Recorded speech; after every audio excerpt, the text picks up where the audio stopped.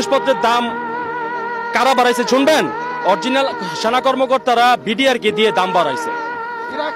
আস্তে আস্তে বর্ডার থেকে সমস্ত মাল নিয়ে আসতো, নিয়ে আসা স্ট্রোক করতো বিডিআর এর প্যারেড গ্রাউন্ডে। স্ট্রোক করে সেই মালগুলি দেশবাসী মাধ্যমে অনেক দিন পর সাপ্লাই করতো, যার কারণে অনেক দাম বেড়ে যেত জিনিসগুলি। যত ডাল ভাতের টাকা আছে সব মেরে খাইয়া ফেলেছে। ডাল ভাতের নামে তারা কোটি কোটি টাকা হাতিয়ে নিয়ে গেছে, কোটি কোটি টাকা হাতিয়ে নিয়ে গেছে ডাল ভাতের নামে। শুধু অপারেশন ডাল ভাত নয়, বিডিআর এর শীর্ষ কর্মকর্তাদের নিয়ে অভিযোগেরও শেষ নেই। ডিজি মহোদয় বিডিআর এর অর্থ সম্পদ সমস্ত কিছু লুটপাট করে নিছে। এক একটা পাজারু দাম হচ্ছে 50 লাখের ঊর্ধ্বে, সব বিডিআর এর রক্তের ঘামানো টাকা। অনেক কিছু দাবি করেছিল যা প্রধানমন্ত্রীর কাছে উপস্থাপন করার কথা ছিল, সেই দাবিগুলো ডিজি উপস্থাপন করে নাই, বরঞ্চ সেই সৈনিককে মেরে ফেলা হয়েছে।